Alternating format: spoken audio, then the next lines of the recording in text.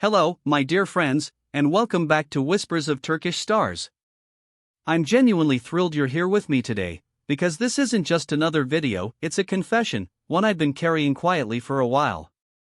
The title already gave you a glimpse, but let me say it out loud. Today I want to open my heart and tell you why the story of Barış Baktaş and Yağmur Yüksel has taken root in my life in a way I never expected. Not as a fleeting fascination, not as a passing storm of fandom, but as something sturdier, deeper, and surprisingly personal. I hope you'll feel that thread as we travel through it together. And before we begin, if you haven't yet joined this growing family, hit subscribe so you won't miss the next chapter we share. Now, let's step into it. The question I've been asked over and over is simple but loaded. Who are Barış Baktaş and Yağmur Yüksel to me, and why have they become such an anchor in my everyday world? You know their names, the lights that follow them, the roles and the red carpets. But beyond their familiar images, they've quietly shifted the way I move through my own days. I didn't plan it. I didn't set out to find lessons in their lives. It just unfolded, little by little, like two distant constellations that, once connected, draw a constellation you can't unsee. I first noticed Barış in a series that exploded across my feed, and if I'm honest, I expected the usual, polished performance, a charming lead, a neat ending. But something happened in the pauses between his lines, a kind of sincerity you can't rehearse, and I found myself paying attention to the spaces, the silence, the eyes that said more than the script. Then came Yağmur, luminous in a different way, not a mirror but a complement. If he was gravity, she was the wind that made the sky feel larger. Their separate paths would have been enough to admire, but together they sketched a narrative stronger than a single arc, one that wasn't confined to the screen. Curiosity turned into ritual. I watched their scenes, yes, but I also wandered over to their interviews, their behind-the-scenes moments, their casual laughter at the edges of a photoshoot. I followed their updates, watched them handle praise without floating off the ground, watched them carry criticism without folding. The more I observed, the clearer it became that they weren't held together by a spotlight, they were held together by something simple and rare, intention. Intentional work, intentional kindness, intentional boundaries. They didn't stand still. They didn't repeat themselves. They didn't confuse attention with purpose. There's an interview I can't forget, where they spoke about their beginnings, not the glamorous version, but the real one. The uncertain auditions, the small rooms, the waiting that stretched longer than comfort. They didn't turn their backstory into a sob story.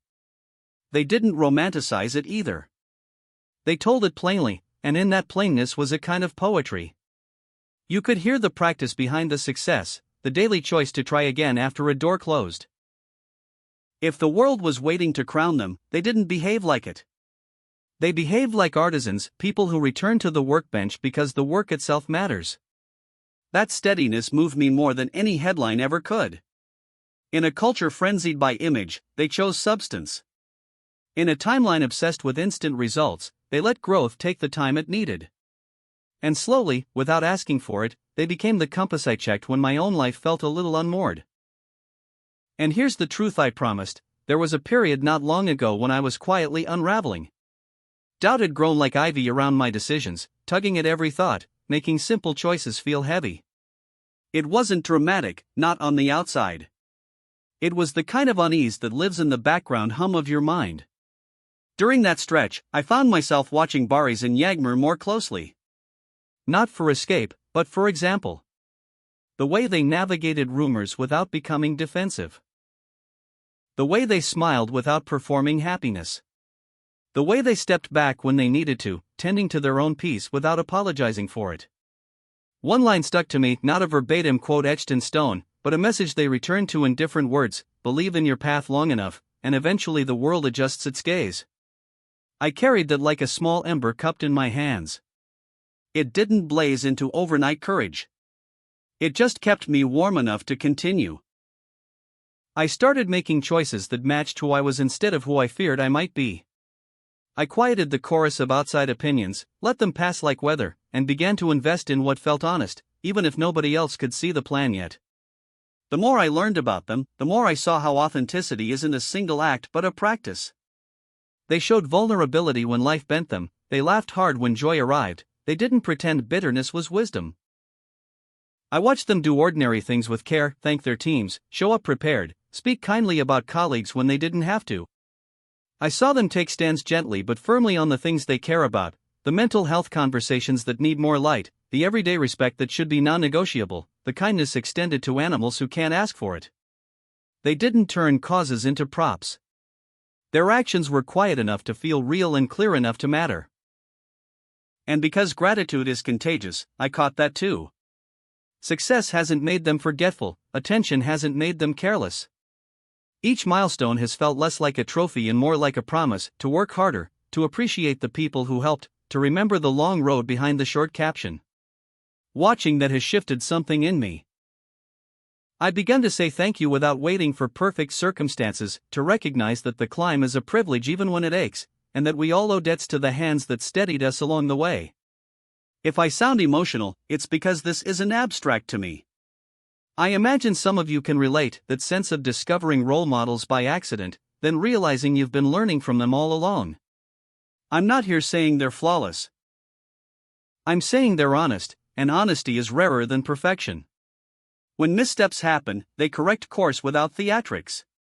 When pressure rises, they choose the long-term view over quick wins. When gossip flares, they don't pour gasoline on it.